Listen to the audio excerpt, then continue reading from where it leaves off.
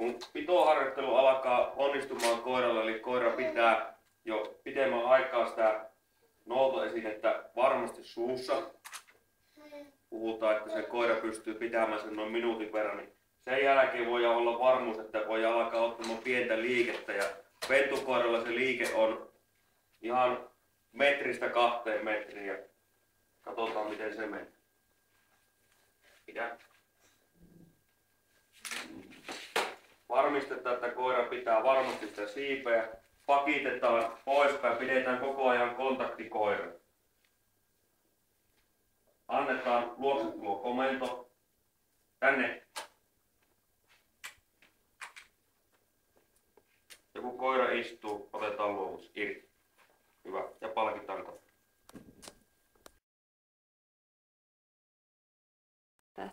Istu. Ja.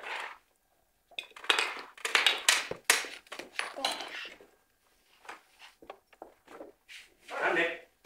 Tänne. Fin. Tänne. Tänne. Tänne. Fin. Tänne. Tänne. Tänne. Istu.